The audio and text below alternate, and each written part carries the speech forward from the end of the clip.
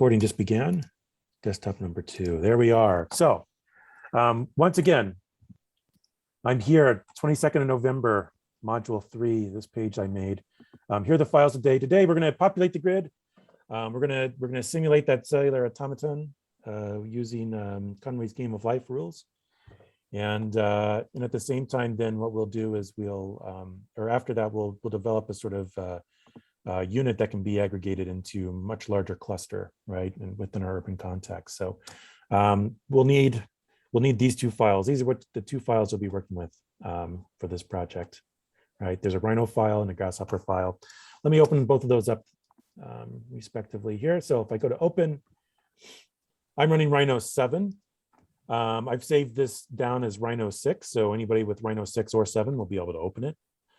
All right, so it might pop up with an error or something sort of saying like, this is a Rhino 6 model, you know, blah, blah, blah, blah, blah. If it does, go ahead and hit OK. When you save it, if you're running Rhino 7, you can always save it as a Rhino 7 if it asks you that, right?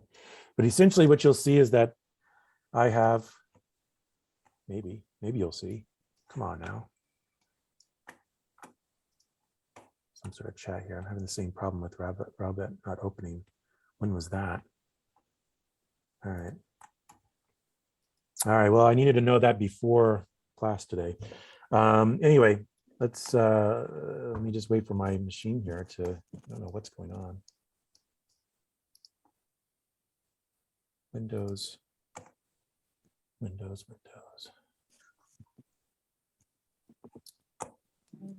Sorry, I'm just waiting for this to become responsive. Ella, I guess while I'm waiting on this, what problem are you having?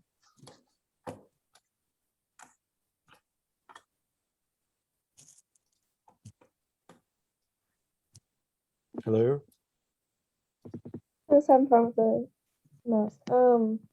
I'm having the same problem as I think Nathan's having, or. So you dragged and dropped it over into the right folder and then you just opened everything up and it didn't work? Yeah, I was trying to kind of follow along and look through the settings like you were, but I'm still not. And it's giving you the exact same error? Yeah, it like tries to run it and then it doesn't open. Yeah. Did you unblock it? Right click and unblock it? I can try that. Did you try that? Like right click the GHA file? That's why when we right clicked and went to properties, right? And then went to the tabs, maybe the general tab, there's an unblock option. Sorry, I'm filling in time, but I don't know what's going on with my Windows build right now, but holy moly. This was working just fine a minute ago.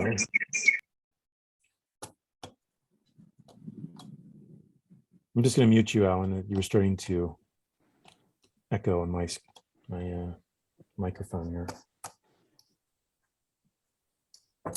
Oh man, could this be any more of a Monday? My goodness gracious, look at this. I'm sorry, we're staring at a black screen on my screen here.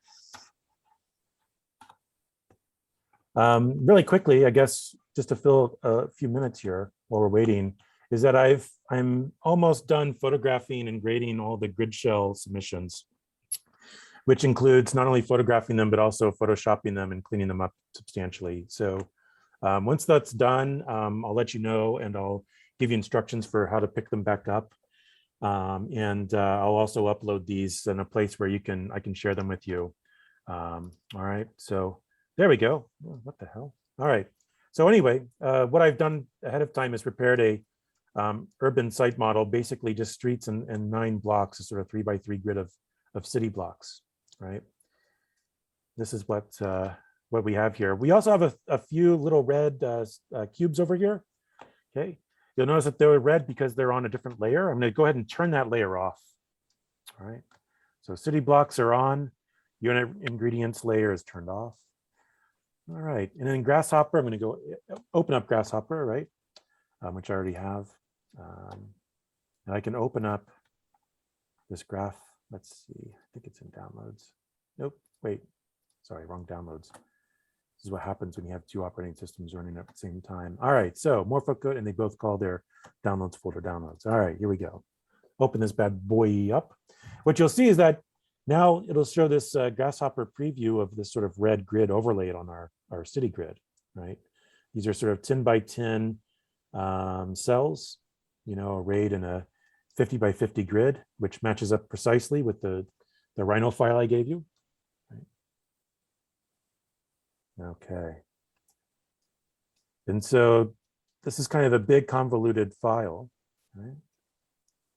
And so what I recommend is you look for the groups, right? So I group certain widgets together with these sort of violet colored blobs, right? With blue notes to sort of prompt you for what you need to do here, right? So for instance, this, right, says right click and set multiple points here, right? So what essentially we're going to do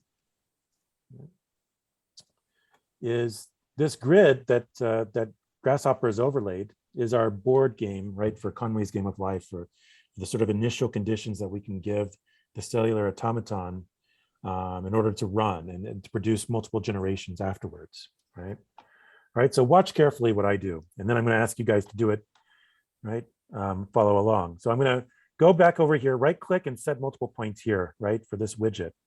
So this widget, I'm going to right click, set multiple points. Grasshopper will disappear, allowing me to start to place points in my model here. And I'm going to turn off ortho snap, right? So I can then begin to click and decide which cells to populate as live by placing a point within them. And I'm going to be very careful not to place any points in the road, right, into the streets. So the city streets will be this sort of public right of way. We're not going to place anything in the middle of them. Although later on, you might notice that we'll maybe cantilever out over the streets, maybe as if we got the permission to build in the air rights over the public right of way, which happens occasionally in downtown urban cores, right? You think about sky bridges, for instance. So I'm just going through and generating points. Now, what's interesting, right, is that we can go back and we can regenerate points, or we can add or subtract points as needed. But remember the rules, right? So what we're doing is we're telling each of these grid cells that have a point in them, right, these blue points, that cell will be live, right? And then it looks at all the adjacent cells and determines which adjacent cells are live or dead. And then depending on how many are live and adjacent cells are live or dead, the cell either stays put, the cell either dies because of undercrowding or overcrowding, right? Underpopulation or overpopulation, or it springs another one to life because of the right conditions, right? And so again, part of this is very sort of, it's all very derivative of the sort of number of points and the placement of points that you start with, right? And so I'm just sort of randomly generating a few in that block. Now I'm going to go over here and generate some in this block. Some will be more dense, some will be less dense. If I just have a point over here by itself with no adjacent blocks live as well, it'll fizzle out and die, and there'll be nothing there above it, right, in the next generation. So I'm always sort of carefully trying to make sure that I try to give some conditions here for certain things to happen. All right, and it's kind of a guessing game. I'm just going to keep clicking in places. I'll populate some more here. All right. Now, at this point, if you want to follow along, right, go ahead and do so. Remember, I'll just go ahead and right click, right? Right. I went over here. I'm looking for the violet blobs to start with, right? For just to start these things, right? And the point is, right now, you can do this process yourself, right? Right with us. Okay, so I right clicked and I said set multiple points. Grasshopper will disappear and it'll show us all the points that we had before, and I can start to add more, right? I can start to add, just go ahead and right click. Okay, I'm going to go ahead and undo that. Right? Okay. Now you can see that it's populated the vertical space of my model with a lot more points, right? This manual time control is set to 44 generations. I'm just going to tick that down so we can just go back to generation 0, right? This is like patient 0 here before the virus spreads. So these are all the sort of initial population that I started with. Right? All right. So I want everybody to take 5 to 10 minutes and go ahead and do that. And as you finish up and you get some interesting results, go ahead and just say, you know, Josh, look, I'm done. I've generated some stuff. I'm ready for the next step. Just write that in the chat. Okay. Once we get a critical mass, then I know it's time to move on. And I'll be sort of talking through this. Now, while those folk, everybody else that can is working on this, Ella, would you like to share your screen briefly? I'm going to stop sharing my screen for a moment.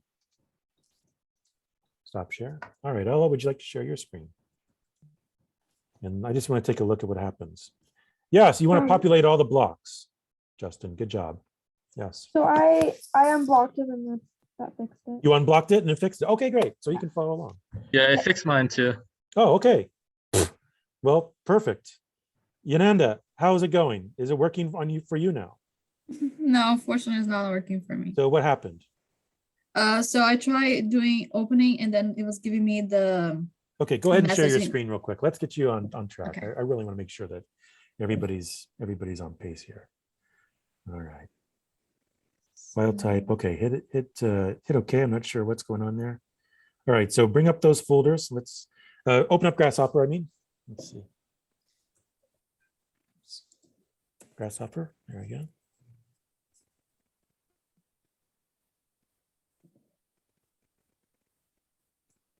Sandbox, the release of the .NET framework does not. Oh, so now it looks like you're having the same problem that Nathan is having. So humor me for a moment and go to File, pull down in the Grasshopper box. And go to your special folders and let's look at the components folder. oh, Let's it's make- a settings. That's it fine. a You can wrong- close that one out and open up the other one. Perfectly fine. That we call that pulling a Josh because that's typically something I would do. You know, go through all these steps and then accidentally open the wrong thing and have to go through all the steps again. Go ahead and open those components folders. The components folder. Let's take a look. All right, Rabbit. Right click on that. Let's just double check.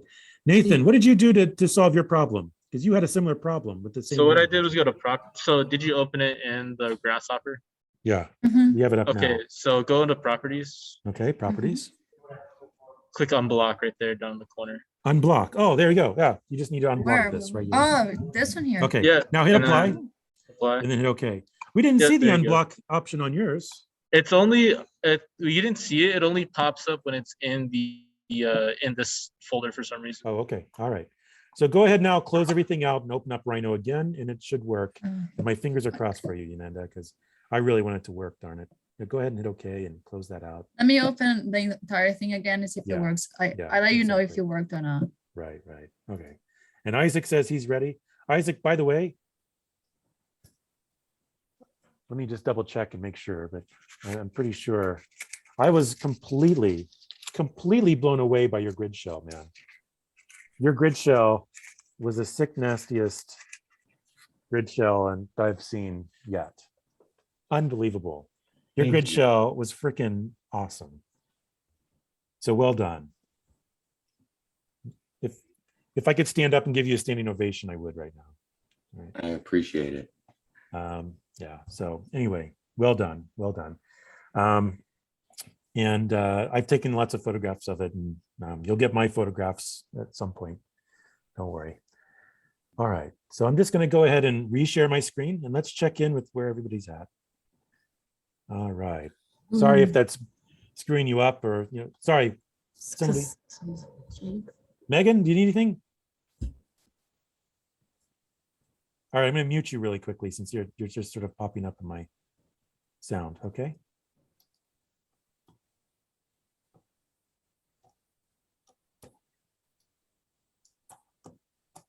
All right, so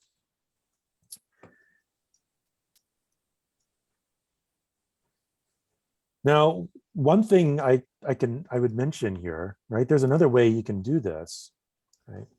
And that is in Rhino, right? You can go to the point tool. Do you see where my cursor is up here?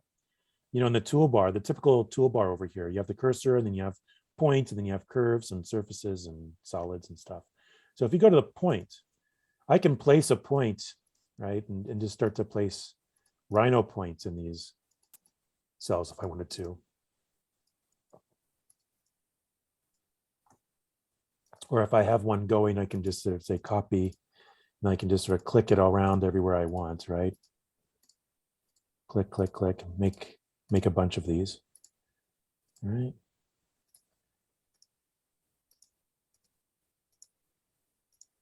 That might make it easier to edit these if you'd like.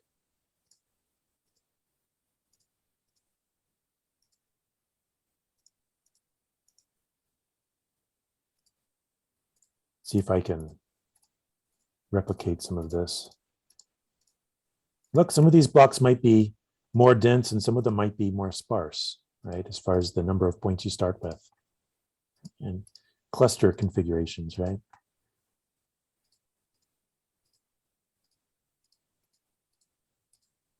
Okay. So if I open up Grasshopper again, just bring that up, where I said right click and set multiple points, instead of clicking, what I can do is I can, I thought anyway, I thought I could just select these points. Let's see, set multiple points. Let me clear the values.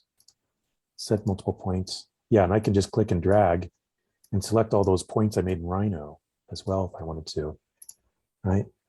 So sometimes that can make it easier if you, let's say, create a cluster of points and then you select them all and copy. Let's say I copy this cluster, but I'm going to copy it over here. But then I'm going to make it collide with, this cluster over here. Let's see here. What you don't want is the exact same block over and over again. But if you, oops, if you can, again, sort of select certain clusters and make copies of them and begin to fill in empty cells here. That's another way of doing it.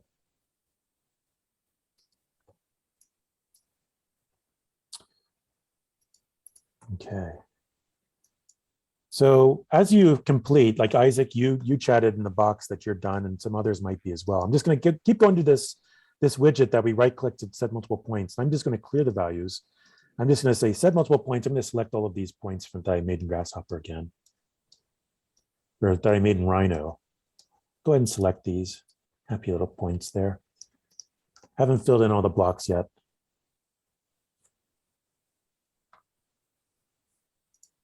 Clear values. I thought I was going to do that. Here we go. Set multiple points. Select all these points. All right. Now, again, what I did before, where I started to use this manual time control and drag the slider.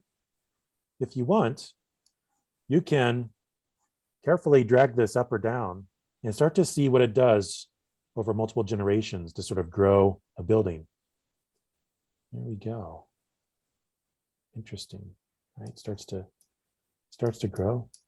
These all fizzled out because they must be too sparse, not dense enough to kick things off, right? So I'm just looking to see where things, start. Some systems start to fizzle out and end. Others will probably go on in in a perpetual state, in a nice stable state, right? Like, these blinkers, they go back and forth, for instance. That's a pretty stable pattern, short of something else interacting with it later on. Those will just continue ad infinitum. So it'll just continue in a homeostasis. All right.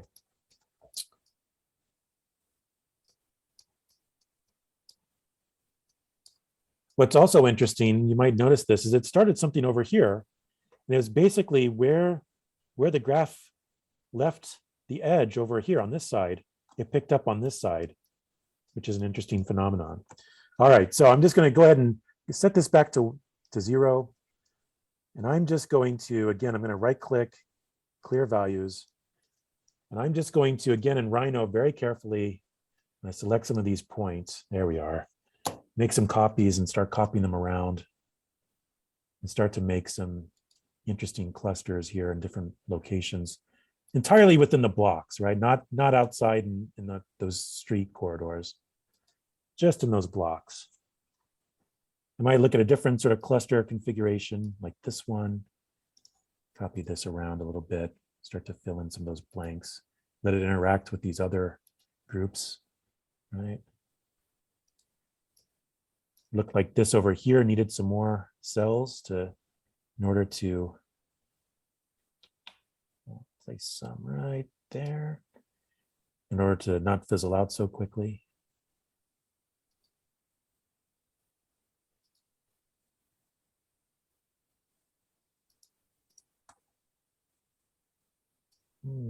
Look at that cluster. Look at that. Copy. I'll move this around a bit. Let's add some here. Oh yeah, look at that. Incredible.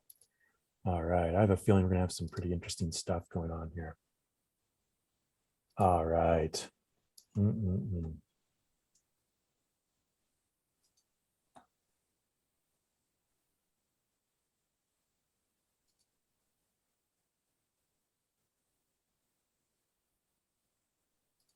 Okay.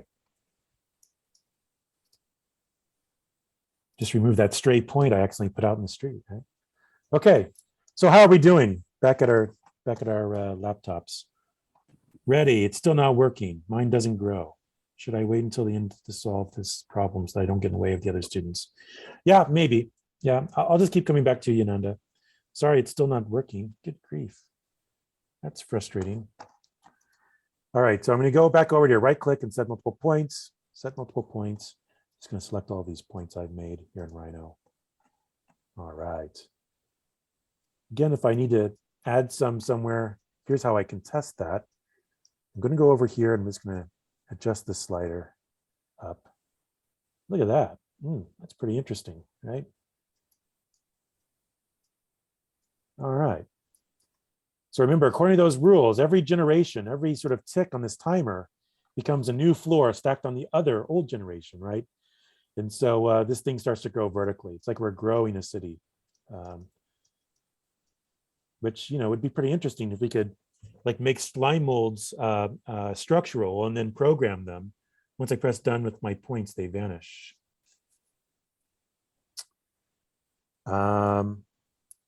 So Justin, what I recommend doing is maybe adding points in Rhino here then, right? Use the point widget. Can you see what I'm doing? Just, you know, make points in Rhino, click around. And then when you right click, say set multiple points, you can select all those points at once and hit enter, okay? Okay. That kind of stinks, but that's how it works. Let's take just a few more minutes. We have some time. So take a few more minutes to wrap this up and add points. And again, I'm just going to close Grasshopper here so you don't see it for a minute. But you know, this is what my Rhino file looks like now. I have a set of points that I'm playing around with, right? Now, there's one other thing I might do here while I'm thinking about it. And that is I've added these points. And if I don't want those to show up on my Make 2D and all that other stuff, I might just select all these points at once that I've created and put them on their own layer. And that way I can turn that layer on and off and just be really nice and careful with my layer management here. So once I've created all of these points, if I just want to select them all at once, there's a command for that. I can select all the points in my model by typing in SELPTS, right? Select, short for select points. Now select all these points. Then I can go over here to my properties and it shows me which layer they're in. I think by default they were put in that city blocks layer. I'm going to put them in what in my file is called layer 2. It's this violet or purple colored layer 2. They'll look like purple circles now, I guess, purple outlined anyway. I'm just going to double click on that layer and name, and I'm going to change it from layer 02 to something like point population or something, right? Just to remind myself or remember that's where the points are for the initial sort of populating the cellular automata system, right? So just open up Grasshopper, you know. All right. Okay. There is another note down here. There's an alternate way to populate the grid with points in a random fashion, right? So what this does is if I enable this stuff and then plug it in, it'll actually populate the cells with a set of random points, right? In fact, what it does is it populates each cell with a point and I randomly reduce it by a certain number of points, right? So I could actually plug those points in if I wanted to and generate something that way. You could, in other words, if you're kind of a Grasshopper pro at this point, or ready for some pro tips, you can begin to experiment and build off of this graph if you'd like to.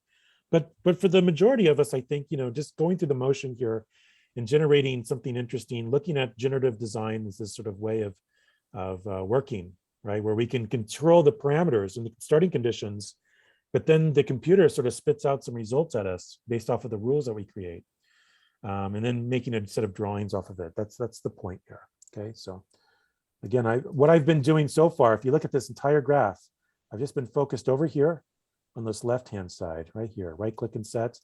And then over here where you see this sort of timer, this manual timer control, I can adjust that to sort of tell it how many generations to produce, right? And as I produce a generation, each generation, it steps upwards in the Z properties, right? And populates with the next set of live cells and dead cells. All right. So those points grow over time, upwards. Some in highly predictable ways and others in less predictable ways, right? So if these results look chaotic, that's not necessarily a bad thing, right? But if they look really sparse and that doesn't go as tall as you'd like, then what that tells you is you needed to revisit the initial starting conditions, right? Maybe it's adding more points, right? Again, the rules are, if you have too many points together, they die out, right? If you have too few together, they also die out. So getting those conditions just right, not too overcrowded, not too underpopulated. If you get them just right, then you can start to grow some amazing stuff, right? Okay, and you really just have to sort of adjust this ticker to sort of understand what that stuff will look like. Unless you have like lots of graph paper and time on your hands at home. Never have that much time on my hands personally. So, all right.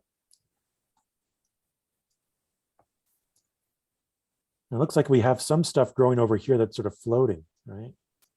So we'll look at that stuff later on, but I'm just sort of, again, getting those starting conditions started, right? Now, for those of you who have moved on from that, and I want everybody's attention now, okay? Because we're going to move on to the next and second and last step that we're going to do today together, okay? Very important, okay? I'm going to go ahead and save my Grasshopper file, right? Save it so that I have those points, and go ahead and I can close that right now. I can bring it back up. It's going to come right back up, right? If I type in Grasshopper. You can see I still have my points that I made in Rhino. I still have my blocks. I'm going to turn off everything except for my unit ingredients now, right? So that red layer that says unit ingredients, I'm going to make that the active layer, and that way I can turn off my city blocks. I can turn off my points population and just see these 3 cubes that I've modeled for you. These are the 3 ingredients to use in order to make the unit or cell, right, that populates each of those points, right? And we'll do the population itself in Grasshopper in just a bit, but let's talk about the rules for how you can begin to take these 3 cubes and create your own sort of unit or part, right? That'll then begin to be deployed in this sort of matrix of points generated by the cellular automaton, okay? So you'll see I have basically 3 cubes, right?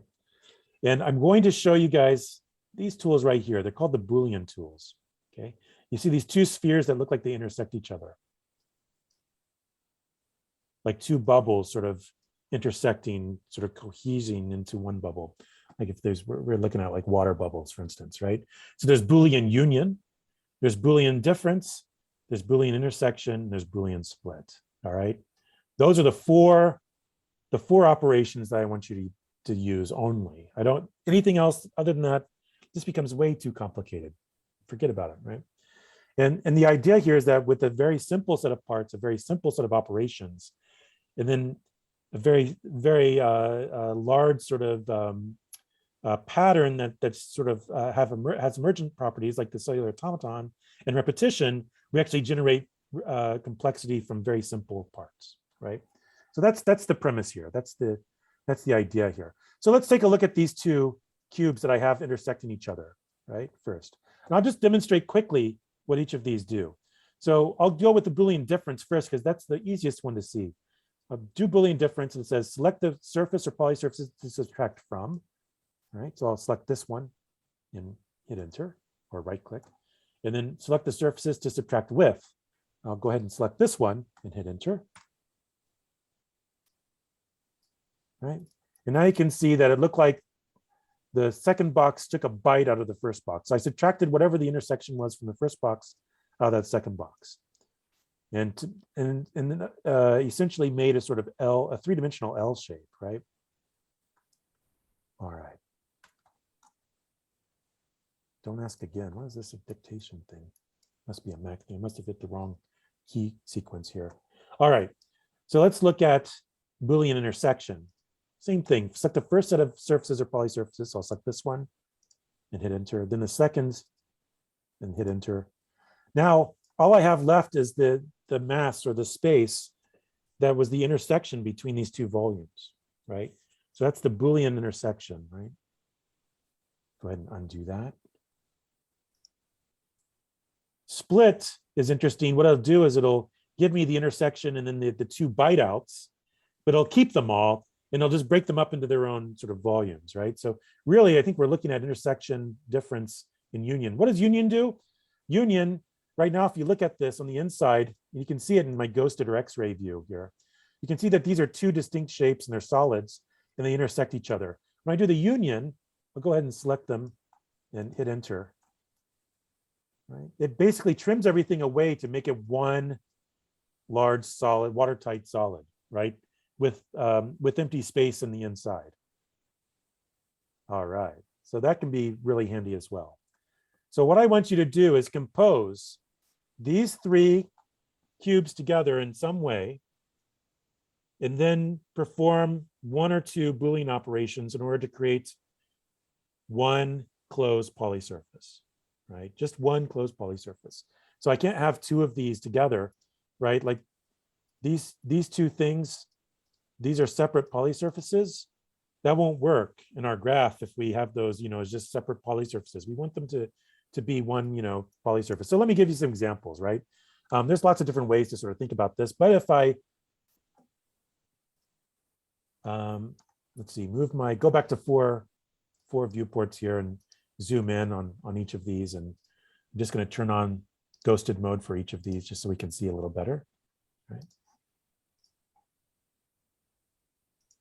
Oh yeah, look at that. So I'm just going to move this one around just a bit here. Let's say I'm going to move it, let's see, so I'm going to turn on my ortho so I can just move it in X and Y. I'll move it 3 spaces this way, 3 spaces this way, and 3 spaces this way. There we go. All right. And I'll do a Boolean subtract. So I'm going to subtract from this with this. Okay, it kept this thing here because I didn't tell it to delete the inputs, but there we go. All right. Now I still need to do something with this one. So maybe I'll do like a Boolean, maybe a Boolean union with this one or something, right? So let's see here. Maybe I will, I'll move this over, of course, and maybe I'll try to snap it right here. And then I'll move it, let's see here, 8 spaces over. Yeah, and then maybe 5 spaces up or something like that.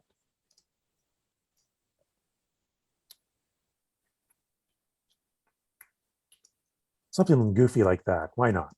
So now I'm going to do a Boolean union, try to union these things together.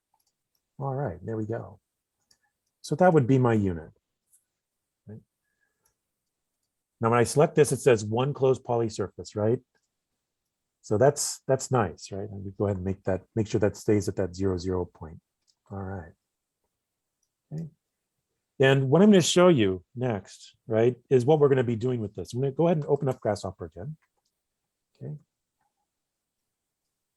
And you'll see, go ahead and turn the city and blocks on again.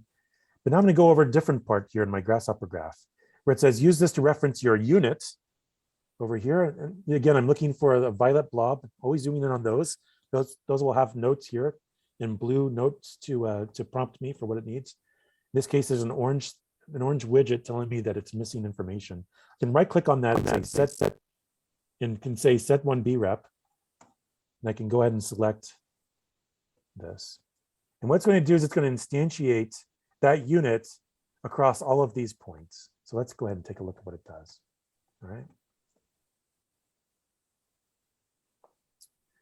So that's another way you can begin to test how good of a unit you have. Is okay, what does the system look like that it makes, right? So let's see here. It's still thinking, which is odd. No, maybe it's odd, but I guess not for my computer today. Come on now. Oh, Windows is responsive. So what's going on? Oh, okay. Maybe I spoke too soon. All right.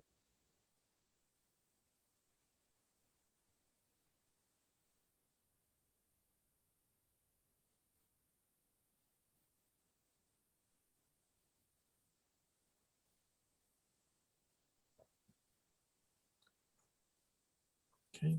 So what is this telling me? This is telling me that it's going to be kind of heavy if I make like, I don't know how many I'm making, maybe like 8,000 of these, right? Across my file. So let's see, still thinking about it here. So maybe I turn down the amount of generations I have for the time being, so I'm absolutely ready. And I know that this is the exact unit I want. All right, just waiting. Wow, this is embarrassing how long this is taking for some silly reason. And look, there's going to be some overlaps here, and I'm going to try to embrace that, right? I kind of like this idea of this sort of complexity where I don't have any kind of sort of long expanses of smooth surfaces or faces, but rather it starts to look like an aggregation of lots of ins and outs. It begins to look like this sort of cellular aggregation, lots of sort of overhangs and balconies and rooftops to sort of spill out over onto. You know, if I think about this as a sort of garden city, then I can start to, you know, plant things on here and look at this, right? So if I wanted to, let's say, yeah, let's see here, go back to this and double click on here and maybe set the number of generations from 33 to down a little bit. See what happens here to like 10 or something like that and hit enter. It's going to take a minute or two to regenerate, right? But at the same time, I'll have maybe a little less, file will be just a little less heavy to look at here, right? I'll show you some of the other options that you have at your disposal the next time we meet on Wednesday, right? I'm not going to go too far, but if you want to work ahead, you can. But what I really want you to do is to get that pattern of points in so that you begin to grow. And I want you to play around with just those three simple blocks, how to compose them and use those three Boolean tools, you know, maybe once or twice in order to make one poly surface, one very simple unit that can then be repeated over and over again, right? There's nothing super complicated about my unit here, right? But with the sort of aggregated complexity, wow, that's amazing, right? It starts to, I can show you guys some examples of this, you know, these sorts of buildings that, there's one that went up in Manhattan by Herzog and Demiron, for instance, that comes to mind. But these ideas of perhaps even prefab modules that can then be sort of lifted up and hung back onto the cores in order to sort of create these sort of configurations is something that's been experimented with over time. Japanese metabolists come to mind as early examples in the 60s and 70s. But anyways, this idea of sort of rethinking our cities maybe radically, these sort of medium to high density clusters of living units, right? Sort of creating vertical neighborhoods rather than horizontal ones. You know, I'm sure in some places there's a market for this. All right. So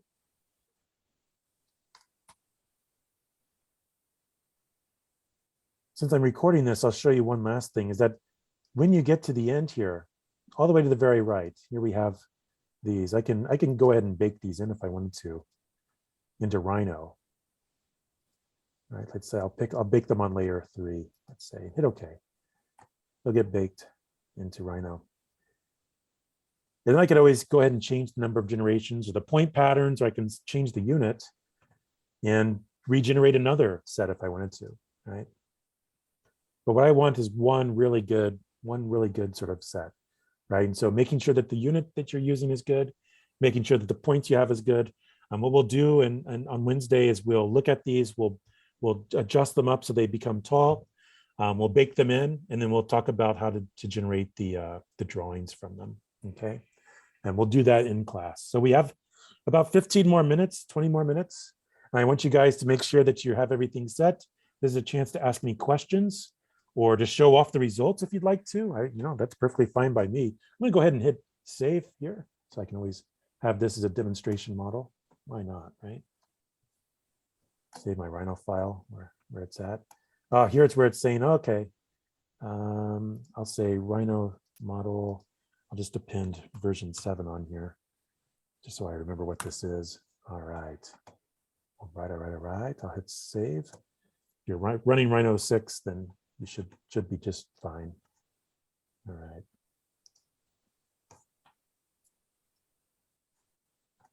All right.